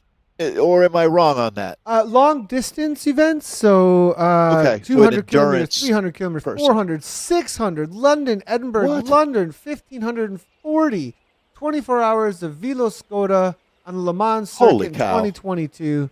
Since last summer on the long road to recovery. She had some COVID going on, but she's in a Dutch kit actually from the Netherlands. It looks like a national kit from what I'm seeing as well in her picture.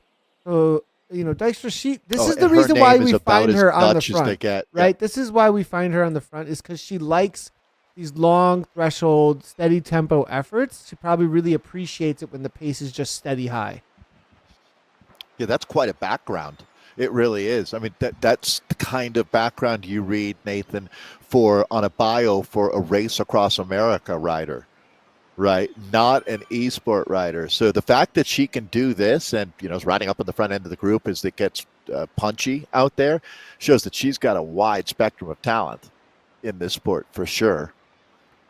And I one don't thing know. I I mean, appreciate about her is I do notice she's always willing to do the work early on in the races. I always notice that she's covering moves really well. Dexter definitely one who does not shy away from things being difficult. And you talk about being refined in the fire of 200 100%. kilometers, 300 kilometers. I mean, there are some moments in those kinds of efforts, those kinds of rides, those kinds of That are races. begging you to quit, Yeah. right? Like, You hit dark places, not once, not twice, but probably 5, 6 times throughout those kinds of races. Yeah, I couldn't agree more. If I gave her a nickname, it would be something like the Grindstone. She does not shy away from the hard work that makes these athletes special. Still riding up on the front here as we take a look at a peloton being controlled really by itself here. I mean, this is, if you look at the mix of teams, everybody but Aeonian, and Aeonian don't care. No, okay, Believe Dave, me. do you see They this are running more than track happy there? to. You see this running? Like, we never go there. Like, I feel like there's this opportunity, and look at how it like There's shines an entryway like right that, there. and we just could never just zig. ever go there. I feel like I want to like, can we go there, please? I want to be like, I have to. Run. That looks bigger than, I guess, proportion-wise than a 400-meter track to me for some reason. We'll have to, maybe not. I don't know. But that's worth exploring. I am sure that more than one Zwifter has tried to figure out how to get onto that track. Well, we'd have to run. And that's Name the Nathan problem. Guerra. That's the problem is you'd have to do some running. And so it's like, Right. oh, no, thank you. It's like, do the new section and run. I'm not going to run. I'll pass. Right. Oh, it's funny. Well, it is as chill as we've seen all day right now for the ladies. I wonder how this has got to blow up like crazy at some. I mean, they all have a plan. All of them have a plan. You know it, and they're in each other's ear. They're 100%. in Discord. They're chatting about what's going to happen, and this is going to be fireworks when it kicks out. This is like the 4th of July. You're waiting. All right. You're waiting for the fireworks to go off. I know it's very American of me, or wherever you're waiting for fireworks to go off, and suddenly the first ones pop, and then it's all out. I'm going to change it up on you then, because I'm going to talk about. So I was thinking, let's learn about some riders as we have a moment that we haven't talked about. And I don't know, Nathan, that I've ever really dug in on the Laura Meyer story, the BL13 rider, level 75 Zwifter. So shout out to you for that. That's impressive. That's above the average. That'd be interesting to see what the average level Zwifter is. Yeah, and she's no joke. I mean, the French woman here. Well, you see her duathlon stuff, right? Yeah. And she did the Chasing Cancellara Zurich event and won that, which must have been really fun. It's a team event that they do there, but I bet you she had a blast doing that. Doesn't get much better than riding your bike in Switzerland. So an interesting life being lived by a world-class athlete right here, if you want to talk about Laura Meyer. UTMB Ultra Trail. I mean, she's a runner too, the serious runner. Just sounds like the creme de la creme of events, right? That she goes to, Rock d'Azur. She was second at that the Rock Trophy. Very much after adventure, it seems like to me. Yeah, I would agree. What about Leah Sophie Rammert? Oh, she's not actually. She's not in this race. I'm sorry. I apologize. You know what? I'll tell you what I did. She's off somewhere doing something. She's hanging No, out. and she's a cool lady. She raced this weekend. I saw her on a broadcast. But the reason I did that is I was looking into Laura Meyer, and she is one of Laura Meyer's victims. Or in that Nemesis victims. Gotcha. And I didn't, because the other names are right there are Vicky Whitelaw and Leonie Harper. And I thought we had a list of all women in this race, but then I saw, Natalie Stevenson's name is there, and Natalie's not.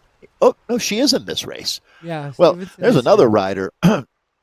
There's another rider. Nathan, I'm going to keep this going until there's an attack, all right? Yeah. Trying to meet riders. So what do you know about Scotswoman Natalie Stevenson? Because I've always felt like she is a huge level 92 Zwifter. And she's another rider that still feels fresh and energized, but has a lot of experience. Yeah, I mean, 662 races. She's that's part of that's that Glasgow experience. Ivy Cycling Club. It looks like that's cool. Coming She's out a of vegan. Scotland. Yeah. Are you a vegan, Nathan? No, You're not. I'm Are not. you? No, I'm not. You're Nope. Wisconsin. Yeah, That's right. not vegan. I don't know if Gabby would have What's your married diet? me if Wisconsin. I was a vegan. Just like Yeah. the way that coming out of Brazil. That would have But, been, yeah, but, not a fun conversation for no, sure. with the Gabs, but But to her credit, Natalie Stevenson I was just talking at dinner the other night with a friend about Andy Hampston raced as a vegan or a vegetarian, I should Really? say, to be fair. But he did not eat animal protein when he was racing for many of his years, including the Giro d'Italia years. And he's really one of the only athletes that had that mindset at that era, especially. But always, well, you know the vegan cyclist, great guy, Tyler. Mm-hmm. You've I raced on do. I teams race. with Yeah, Tyler, haven't he you? races. Right. He's racing tonight, actually. I believe. In the East, he's on the OMG team with us, and I think he said he could sub in. So He's a I would great be guy. surprised if he does some content around it or throw something up on YouTube. Maybe he'll live stream. Hopefully, we'll see. But yeah, I'm not in that team with him on the East though. We have an East and a West team now, and I think he's jumping in with the East. So. What about Jenna Baril, Nathan? Well, She's we another had her, rider and that she's had. out of South Africa, and We we had an had an interview interview. with Yeah, her. she's a firecracker. Like Yeah, Jennifer she Reel's was, awesome. as I remember, she was a young mountain biker. Wasn't that her jam? If you wanted to give her cliff notes, Yeah, she definitely is I a think mountain I'm close. biker. British Mountain cycling and crit Southeast racing. Regional XC champion, actually. 2018 Tonkawa Trek MTB stage race elite. She got seventh. She did the Cape Pioneer Trek 7 day and got fourth in that as twice. It looks like in 2018 and 2017. She's done a Um, lot of these epics like ABSA, Swiss, Andorra, mhm. finishing up on the podium at these ultra endurance epic kind of event that, to tell you the truth, Nathan, I would get lost on, and they'd have to call in helicopter support to find me, and I would not Uh, finish the Andorra epic. I don't think. Yeah, I'm Got looking to know at your Emily limits. Dixon here. Get to see Dixon out here as well. She's a level 73 riding for that Who Synergy did you team. say? Dixon, Who's that? Oh, we're looking at Emily, Emily right? Dixon. Yep, and she's got 410 races. Looked like got does some real serious in real life stuff. It looks like to me, so that's good.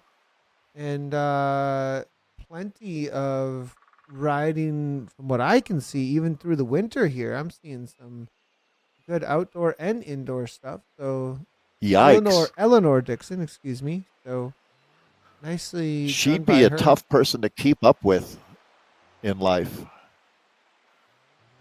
Well, pretty calm Active. here still. They're about to hit, I think, the main kickoff point. We'll see what they do here. But this has been, I mean, this has Well, been welcome to interesting. real bike How racing. right? Like what is the plan here? All the matches are still in the match book, Dave.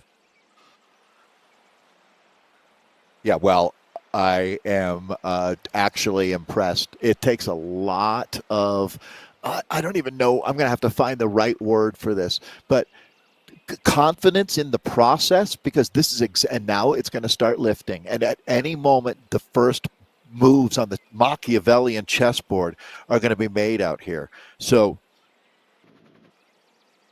that's funny. Did you see Greg Henderson tried to break my heart in the chat here? Nathan. I He's did saying see that they that. wouldn't even probably send a helicopter now if I got lost. They'd just let me find my way back. Probably because they'd assume, Greg, that I was resourceful enough that they didn't want to waste the resource. I love it. I feel like we're calling, Nathan, a Tour de France Femme avec Zwift stage that's in the transition phase of that stage. Is that Kate Turden moving up? I see the Australian jersey there. That's probably our Australian champ on BL13, Kate Turden. Am I right on that? It is. It is. And It is. look at the setup. She's I a mean, legend. look at the glowing Tron here. My goodness. Talk about having your act together, Kate. That's impressive. Yeah, good looking setup sure. there for sure. I really, really like it. And The reigning Australian champion, and there is no question that down under, whether it's our friends from New Zealand or Australia, that they've embraced esports at a very high level, and some of our best athletes come from that part of the all globe. right, here we go. 6 watts per kilogram. And You when think? Is it going to kick off? Well, Estrate made her way to the front. So obviously, That's certainly canary in the coal mine. yeah, when if you she's wanted. like, well, maybe we need to be toward the front at this point. Now we've got to move here. Synergy on the move. Nicely done. Now that's going to be Sarah Roach. Good to see from her with that feather power up. She's on that Tron bike with that Synergy team. Got a little gap. That's just going to put the pace on. A couple of riders falling off the back here. So I saw 6.5 or so. So not, it's a high pace. It's not a tax necessarily. But it's a high pace, and Sarah's off the front, but the rest of the pack here are going to bring her right back in. Well, it gives me a chance to ask her the question, who's the New Zealander? That's Vanessa Murray on BL13. She's a powerhouse. It was Greg Hendy asking about that. So racing on the team, sitting in second right now in the pink jersey. That's the same team, different jersey, but same team as Kate that we were just talking about. So is that BL13 team, the women's edition here? Are they all racing from Australia, New Zealand, South collective down under? South Africa there as well. South Africa, which almost qualifies as that, right? South Africa seems to have a stronger connection. I guess it's a Southern Hemisphere thing. That sounds like the name of an album. It's a Southern Hemisphere thing. Sarah Roach on the move. Sarah's a marathoner, doesn't miss a step, but Sarah's going to get the reaction from BL13, and that looks like Vanessa that we were just talking about here, Vanessa Murray. Now right on cue for BL13. Well, it's going to be a BL13 avalanche. If they're going to win this one, they're going to need some help as well. We talked about the command position that Aeonian is in. You can see Aeonian in the blue and violet, purple. Sure. Leave it at that. Is they're still tail gunning this group, but I think Nathan made the point earlier when we saw Daniela Estrate moving up that it's a game changer once that team activates themselves, and they're still yet to really. I mean, they've been activated, they've been locked in, but Nathan, when this race kicks off, it is going to be absolute pandemonium out here. Well worth listening to me rattle on through this last 20 minutes or so, right, Nathan? When it's on, it's on out here. One thing, think about the team situation, and Aeonian, if they were to make any risks out here, and then the reward, there isn't much. They just need to cover and kill and then be where they need to be at the end. Because if they were to find themselves in a tough situation without the right numbers there, BL13 could take advantage of that. So I have a feeling that the neutralization of this race is completely tactical by Aeonian. They're waiting for BL13 to make a move. Well, they're the only threat at this point, and everybody else is kind of at the mercy of that battle, I feel like. And Nathan, that's such a great point, because I think honestly, BL13, you're probably not old enough to remember the ad where he puts the battery on his shoulder and dares you to knock it off, like the chip on the shoulder thing. And that's exactly what Aeonian is doing. They're saying, we're going to sit back here, and when you ladies decide that you want to race, we'll join in. But up until that point, we're cool with this. We're fine with this. So I'm going to put the ball in your court and let you make the first move. And I mean, so many times at this elite level of sport, you realize that, the name of the game is holding your fire. Now, one question mark I've got, though, is looking at this crowd and coming to the line with everybody fully ready to go, right? Like fully engaged. Okay, let's say that happens. Right? Yeah, let's say they kind of play like this until the finish line. There's enough matches left. Is that risky, letting BL13 have that much energy in their legs coming to the line? So I guess, let's look at it this way. If we're talking about for the overall season, Aeonian really can't lose if they go into the final K with this basic group that we're looking at on screen. If they want to win the race today, and they do, they'll deploy some tactics here in the last 5K, and you're going to see an attack and counters going, and it certainly is going to be a ragged group that hits that red kite at that 1K it's 3 to points, go right? moment. It's actually only 2 points. If they win on the day, it's they only win, 2, right? So even if they get second on the day, they win the season. I'm talking about BL13. If BL13 win on the day and they're able to get 2 points, which that's going to be so crazy. They need Wahoo. They have Wahoo to be between them. And so if they get Wahoo to beat Aeonian on points at the finish as well, then we have a tie on the season between BL13 and Aeonian. And I think the countback goes to the last race. I'm not positive about that. I got to double check. I'm not sure either. And in a weird way, yeah, that count back would be activated, but it still feels like a tie, doesn't it? True. You know what I mean? Even though that count back would be real and these are the rules and the way they're written, it would be even on points, which would honestly be a win for BL13.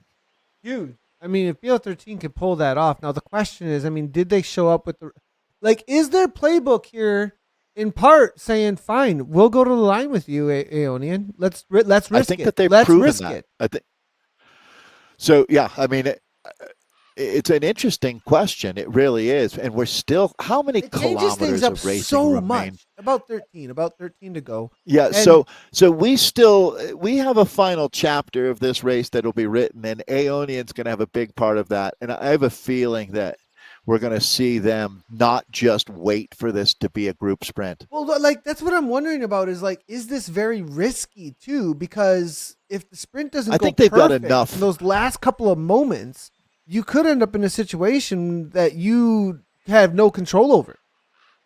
I think that they've got enough horsepower, strength, and are resourceful enough on that team that they know that even when things aren't going perfect, they can fix it. Hmm. Well, and look at That's them my at the thought. back here. I Anyways, mean, they're trusting they're, in reserving that energy. That's for sure.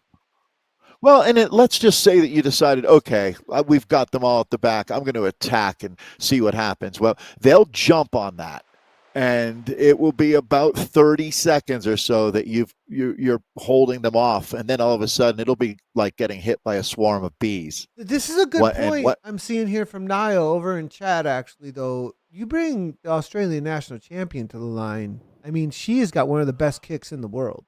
Oh no, I'm not saying that they're going to win the outright day with an individual, right? Like definitely, that's a huge risk to take. I mean, let's go ahead. Let's look at those cards then, Nathan. As if that scenario happens, that there's a group sprint out here, who are the non-Aeonian riders that are the most likely to win outright here today? I mean, Emily Escort's still here, right? The answer is yes. There's still plenty of Roca Corba, and one of them is Emily Escort. She's got quite a sprint on her. Megan Anderson of BL13, that definitely a closer. But no, Zoe Langham is maybe the most likely rider to win this race. Yeah, her watts per kilogram are just, I mean, she can throw down a solid 13 for quite a while there. And Verhaeren is the next up there, then Joe Patterson. Now, Megan Anderson. So I was saying non-Aeonian. Yeah. Right. Verhaeren, Aeonian rider. Mm-hmm. Right. So, if you want to talk about outright, who are your top three here today? I think that most likely Verhaeren and Langham are two of those three names. Mm-hmm. To me, almost assuredly they are, Nathan, to tell you the truth. Yeah, so, I mean, Aeonian, they've got essentially one, like the top five. They've got five in like the top 10-ish or so when it comes to a sprint out here today. BL13, they sit with about three. Joe Patterson can get up there. Patterson might be someone to look at for a big podium today.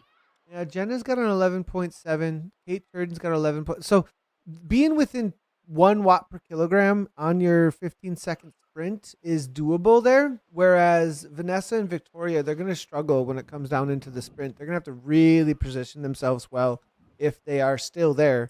I mean, we're talking about the sprint at this point. We still got the kick up over the top here. But, I mean, so far, there hasn't been enough really going on at this point, I think, to cause any separation yet. We're probably going to see some fireworks, but this might just come down to a full gas to the line for what's going to happen in this league overall. I mean, this league might be decided in 200 meters. I think that's very fair. This group will be, I would say, a third of the riders will not survive over the sector that's going to matter. Talking about Titans, Nathan, there's going to be a few riders that come unhitched as we move into the last act of this play, and I think that's really where you won't see any more of this. From Aeonian is starting to move up through the group right now as well, so kind of seeing a shift in mindset right now. As a matter of fact, is Estrate the last rider back there? Oh no, there's a couple still. I apologize, but BL13 is playing the same playbook here. You don't have to worry about getting attacked by BL13 if they're all sitting back with you at the tail end of the group. Right. Well, how many BL13? We still have them all here. Is that right? 1, 2, 3, 4, 5. 5. Are we missing one already? Then no, because Turden races in the Aussie yep. National. Thank you very much, Dave. Appreciate that. Synergy with a little bit of a push. That's going to be Eleanor Dixon making the move. Jennifer Barrio we're looking at here. Actually, I guess that numbers game. I mean, Aeonian's got everybody, BL13's got everybody, and Wahoo just confirming a little tough from this angle. But just want to give a little reminder to everybody why we're talking about the the current situation real quickly before we hit the climb is Aeonian at that 2. The reality here is Wahoo Esports as well. I mean, there's other risks on the other way now too, isn't there? Synergy come to the line, Cryo come to the line, steal some points, and all these riders and then BL13 find themselves going underneath Wahoo even too. So this is the play for second, third, and first still with how many riders are still involved. I really, for me, the story here might even be Synergy and Cryo. These are 2 legendary teams. Great athletes on both squads, and it's going to come down to who gets the better of each other in this one. So I'll be keeping an eye on that. Good call there. Good call. It's a micro battle, I get it, but these things matter to these riders. Oh, they really do. 100%. They are locked in right now. If you're Cryo, you've got Synergy on your mind, right? Oh, totally. That's exactly what they're following. They're following any moves whatsoever from that team. Now, I think it's a separate bike race. This is going to be where things really kick off, though. I think. Who's gonna throw down the gauntlet here, or the first team to really make some moves? I love that Roca Corba's on the front right now. It's relatively chill. I mean, when you're talking about in that around 3 watts per kilo, that's zone 2 for these ladies. Yeah, I mean, this has been totally chill. Like, this is, you're right. Like, this has been one of the chillest races I've ever seen in the Zwift Racing League. Seriously, I've never seen when things it goes so chill. ballistic. They are so, but this tells you how. And these aren't ladies who are out for a group ride. That's how serious they take this. That's really what this is about, is that they are like on edge. What are the tactics? Exactly how we're going to play this out. Yeah. They're all absolutely here to do their very best for their team. And to be fair, Nathan, that doesn't mean showboating with attacks off the front in the first 10K. It's all about saving everything you've got for when it matters, and that crunch time is coming quickly. So I think we've set the table pretty, in a strange way, Nathan. I've really enjoyed this broadcast. It's given us a chance to talk about some women we haven't mentioned lately, get to know a few riders. We rarely have this opportunity, but the tactical sophistication that we're looking at here is at a very, very high level. As this group now getting ready to go into battle. It's going to be brutal. There's no doubt. We're about to hit the KOM, and early power up from, that's going to be Baril. Interesting that she used that so early. That might have been a mistake. I don't know that you want to use that right. Yeah, this is essentially because she's not struggling downhill. No, I think that was a mistake. And I mean, too bad to see, because they're all going to be popping those in just a moment. Now, there is a question about saving that power up to the finish line, because it probably is the strongest power up you're going to have for a sprint that's available out here, besides maybe the draft. But I don't know that the draft works, though, because of that 1.5% thing. The draft turns off. Oh, no, I'm talking Anvil. Anvil. Yeah, you're thinking Anvil. Right. So. And I saw a lot of riders using that Anvil, and I was thinking to myself, that doesn't have any effect. No, they probably all they had, and that for some reason they were right. Exactly. I mean, they could get a little bit of a boost on see the what it does. There's a little downhill right before it really opens up. They could get a little speed from that, but it's not that significant. Whereas the feather, is massive, actually. You can Huge. get a good punch from that lowering the weight and getting a big watt per kilogram.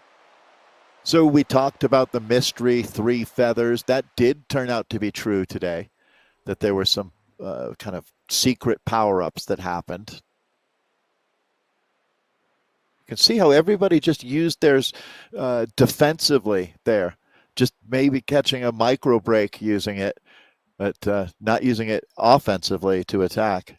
Well, first rider we've seen really struggle off the back here. Gem from the Roca Corba looking to get back on terms. Maybe fell off from inattention. Maybe it's a little difficult of a pace. At the front, it's only 4.2. They're lifting the effort here. You can see it's gone from the 3s to the 4s to the 5s, and that's going to be, this is it. All right, Nathan, they went ahead and took out that Zippo lighter and have lit the fuse. Langham, it's going to be Langham. They're Verharen immediately right on the wheel, locked on Monsters. Langham's wheel, right Monster from the on 7.5 watts per kilogram. Well, this is real, folks. This is it. These are some of the best athletes in esports. As the American Ariel Verharen is going to latch onto that wheel of Zoe Langham. Superstar alert. Here comes Elise Gallegos now.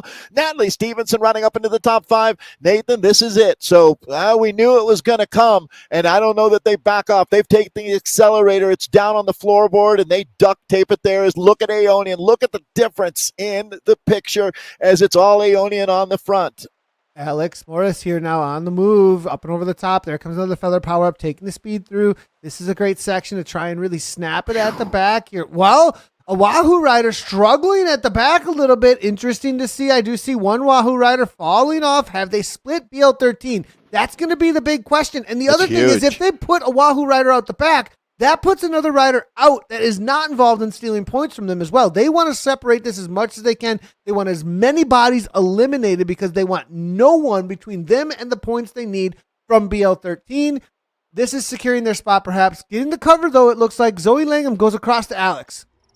See, this is a BL13 problem that you're looking at right now as Aeonian has Alex Morris. I mean, these two really do neutralize each other. Two of the top talents in esports today. Alex Morris, we mentioned her as the Zwift Academy winner and World Tour rider. She is with Zoe Langham, who has the palmares that I don't know that any other athlete in esports really can stack up quite like Zoe Langham has. So these two are in a world their own. Emily Escort there trying to bridge across. That's huge for her as Escort trying to make that move. And the one team, though, Nathan, that can't be too happy with the situation is going to be BL13. Yeah, and where is BL13? Are they able to bring this back there? Whoa! And there they are. Look at the speed! Look at them slam it. This is going to flip the script. BL13 doing a classic BL13 move, Nathan. This is what we've been waiting for. BL13 to the front. It looks like Cryo and Synergy are getting up there as the Empire strikes back. Nice little anvils there, getting back on terms. The speed is there. Aeonian keeping calm, right where they need to be, it looks like. And there is BL13 exactly. Well, they've done their job. They've done their job, but they only have, it looks to be 5 so far. Is there actually 4? Maybe they lost 1. Kate's still there. Excuse me. No, there are 5 still here. That's not going to be enough, though, I don't believe, Dave, in order to make this happen. Now it's more about whether or not they can hold off Wahoo. Okay, all of the points. Right now, it is a tie. Everybody is on goose eggs, so all of the points are waiting at the finish line. Nathan, I hate to keep doing this to you, but we don't have that distance displayed because it doesn't exist in this broadcast. In the we back don't end today. Yep. So with the danger So- rule, so about 3K, 3 to 4K, I would We'll say. call Maybe, it- yeah, around Perfect. there. Let's call it a little more than 3K right here. So BL13 is very well positioned. Wahoo makes a bit of a run at it. Got to give Alex Morris credit as well as she animates things. But we have hit the reset button. Nathan, I have a strong feeling we're going to see a group sprint. I wouldn't even say reduced, to tell you the truth. I mean, it is reduced a little, but not a lot. Well, the question for me is, did BL13 get, how many did they get in here? So I think they're still on even terms, to tell you the truth. I'm so remembering the Australian is another pink jersey. They've got 6. They've got 6. You're right. I keep miscounting that. Apologies, Kate, on that one. But now Alex Morris here, making her way to the line. She's The got a good only kick on her here. downside of being a national champion is that you don't get tallied up in a ZRL points. correctly. But other Well, than what's that, going on with this anvil? That's a smart move because it doesn't do a whole lot for him, right? So nice little anvil here. Is there another feather, secret feather somewhere? well, that you can might pick up? as well anvil it through here. I mean, at least it helps you get some positioning because it wasn't going to do much for you anywhere else. I haven't tracked where these secret power-ups are actually that are out on course with those feathers. So I So don't another actually anvil. know. Oh, is that Alex making another move? Yeah, it is. Another little probably not even having to work for this. Look at her. She's at 55 watts and firing herself up the front. That shows you how strong that anvil actually is. Yeah, I have a feeling you're going to hear more about that name, Alex Morris, in years to come at the very highest level of the sport in real life. Is that Elise Gallegos? No. Who is that? On the front there. Making a move. It is Elise. Elise on a little bit is. of a kick. I like it. Richardson now. Here we go. Richardson. This is a rider I don't know a whole lot about. Yeah, it's a breakthrough ride for her. Up on the front, animating right now. That's Rebecca Richardson, the Welsh woman extraordinaire. Nice to see Cryo RD. This is going to be a sprint, Nathan. I mean, I've talked about my top three. I think we were in agreement for most of that discussion. I would certainly say BL13. They've got a bevy of quality sprinters. Megan Anderson on the team. She can make the watts, no doubt. I mean, she's a wattage cottage at 12.3. So I'm still bullish on Aeonian, to tell you the truth. Well, they're on the top of the they're table almost for a reason. unstoppable. Yeah, I mean, Right. Now, does Kate have the goods on this one? Is my question. I mean, Kate versus Zoe? Ariel Verhaeren and Zoe Langham. That's kind of my three up there in some ways. Langham, So I think. Turden. Yeah, I mean, I think on paper, I'm a Langham believer. Yeah, I'm not. I let go of the paper completely at this point. To be honest, I agree with you. But I'm kind of just going with like what the feeling is amongst these riders at this moment in time, and maybe not historical. Like coming to the line right here, right now. What do you got with the setup that we've had so far? With Kate not having to dig maybe very deep at all, she might have the kind of snap that could take this out. We'll see though. We'll see. Yeah, it's interesting, and I don't know. I'm not asking a question I don't know the answer to. I am. Is what kind of a finish does Daniela Strate have? Yeah, 10 watts per kilo. So kind of right down the middle of the aisle there. And then is Morris? She's not a monster sprinter kind of out of by nowhere. reputation. I mean, she's got a good kick on her too. What if Joe all of a sudden? Patterson? Joe Patterson keeps coming back to me, Nathan, as someone to watch here for the finale for Wahoo. That might be more this. What can Wahoo do against BL13? And Well, but the way that this again, is set up too, there's also this reality that like they've all been watching each other for so long. Everyone's gonna have full snap. Position is gonna matter so much. this is where, I mean, you would think, like, how can you impact a finale for someone like Estrate? Do you attack and force them to chase you and try to set up your teammates better for the finish? But, I mean, honestly, if that was the best move for them, they'd be doing that. They know. I mean, she's saving for something. Thing is, I mean, with BL13, with his numbers that they have here, this is decided right now in like milliseconds, essentially, is what we're going to see. So if you're Aeonian, do you just attack through this group and surf the drafting wave? I mean, I think you try and place as high as you can and not care about the win necessarily. Like the win you want, but you want everyone in the top 10. That's what you want. I think that's 100% the ethos of what ZRL is all about. Without any doubt, Nathan, that should be your mindset going into it. At times, human nature or riders who just want that win that's so bad that they can taste it. But Aeonian seems to be so organized, all on the same page here. They don't have an athlete going rogue. This is all going to come right down to this. This is crazy, Dave. I can't believe they've held to this moment. All right here, the season's decided. Outside of the Alex Morris, Zoe Langham attack that came on Titan, This has basically been locked down like this the entire way. We really haven't seen a bike race like this in ZRL history. It's a good thing. The sophistication, the respect, the quality of this field, and now you're going to get what might be the truest field sprint that we've seen in esport racing history. Well, here we go. We're starting to see some numbers popping up at the front. I think that's going to be Natalie Stevenson leading things out. Gallegos comes. Now here comes Aonian. Full gas from them at this point. Here comes Hansen. Did Gallegos get the game? Did she get it? She's got the jump on all of them. No, here comes Ariel Verhaeren. Look at the kick from Verhaeren. Full gas at this point. She's got big watts. She's trying to hold on to the line, but here comes BL13. Is Kate Sheridan going to make this happen? Up and over the top. Verhaeren holds on. Verhaeren makes it happen, it looks like, for the team. But where is the rest of Aonian is going to be the question. Well, that was interesting. I think that Synergy excuse me, because that was Cryo, wasn't it, coming through for second?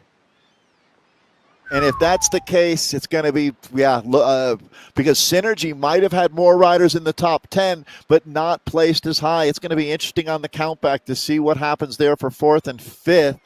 I think that everything stays status quo, Nathan, with obviously an outright command performance from Ariel Verhaeren.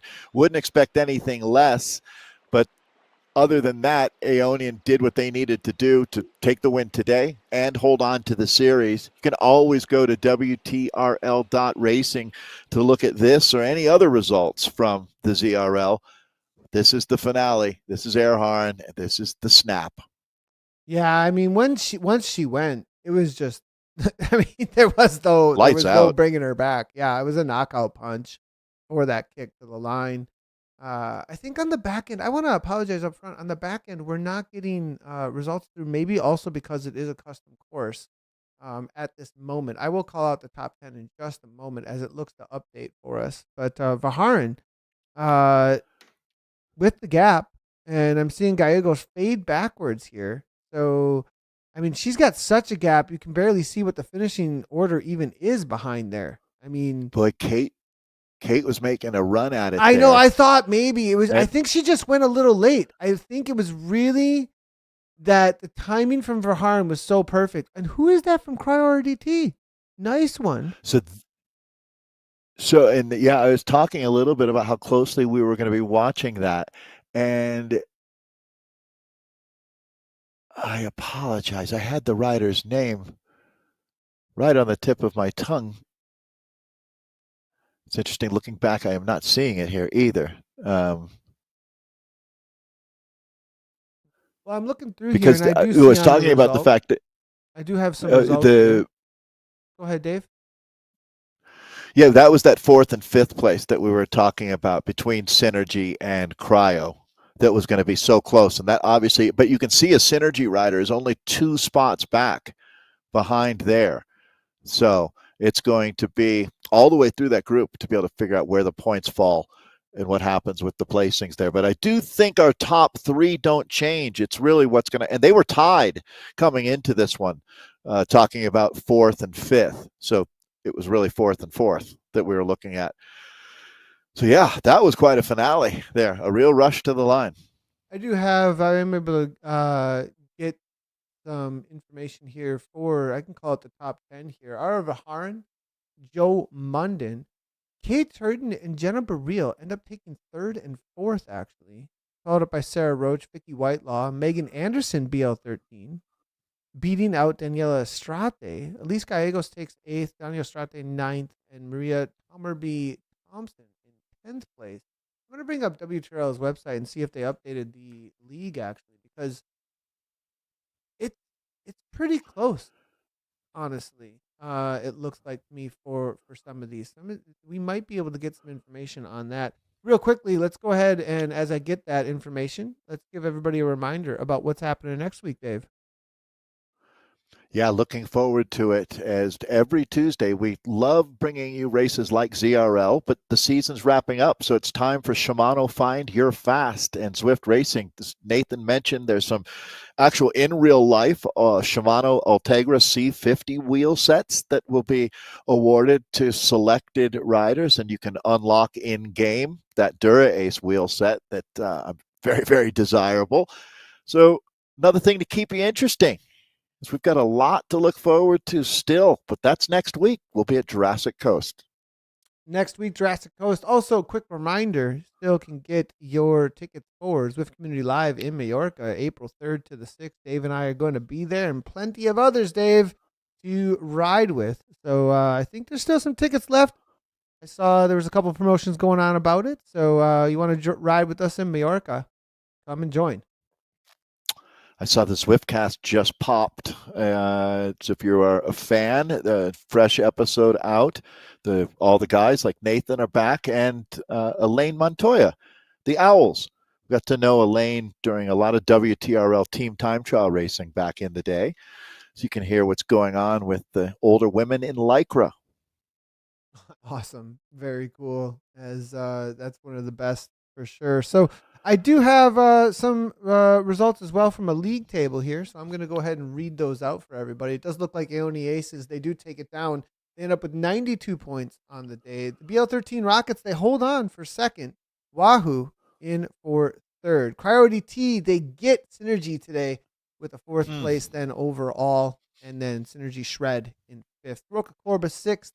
And then it's going to be World Bicycle Relief in seventh. Wahoo Esports Grandeur in eighth. So that is your top 8 from the season for the ladies. So Aeonian, their plan played out for them, and Verhaeren takes it out. I mean, that's kind of the Aeonian stamp on the finale out here today.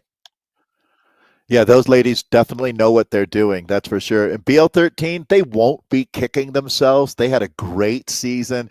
They're very, very competitive. And for that matter, they were able to get the better of a really talented, almost an all-star Wahoo team. So a lot to be proud of there for those BL13 ladies. Sometimes, Nathan, second place can feel like a win. And I hope this is one of those moments for those ladies. I'd agree, Dave. It's a big breakthrough. And big shout out to Joe Munden from Cryo RD. That was Joe Munden getting second in a sprint against this with that field? caliber. Yeah, huge, Joe. So Nathan, thanks for catching that, because that would have been really a shame for Joe to put together that kind of a result and not hear how awesome that was. So Joe, that's a heavy hitter finale for you.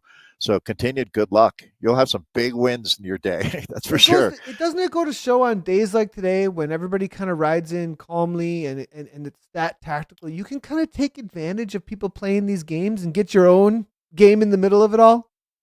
Yeah, absolutely. I mean, that was actually a beautiful bike race today. It wasn't chaotic and a mess and just attacking.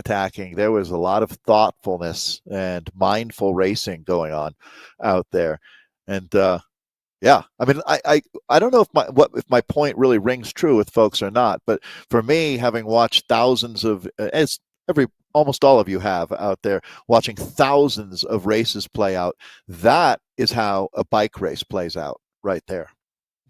Never seen. I don't know if I've ever seen, like we said, that is a very, very different from what we've ever seen there. And it definitely all came down to those final moments, and they all executed to their plan. And Aeonian, though, they made it happen. They're definitely the ones to beat for the finals.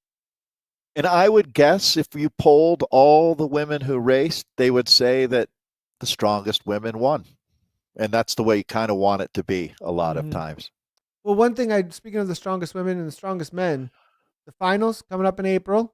Be on the watch out for more about that, because I'm going to be excited to kind of put them all together and get a look at who the top are for this entire season. That's what the finals are going to be all about.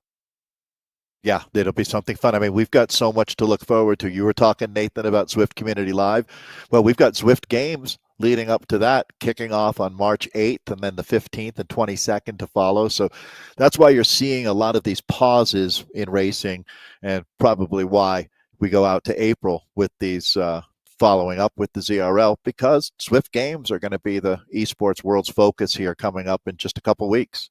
I know a lot of riders are getting ready for that. I've seen tons of training. We've got qualifiers for that as well coming up. So, hey, I want to say thanks to everybody for jumping in with the broadcast. We'll see you all next week for Z Racing. If you want to get results, make sure to head on over to WTRL.racing. You can check them all out over there. But otherwise, until next week, Z Racing, we'll see you then. From Dave and I, we appreciate you, and ride on.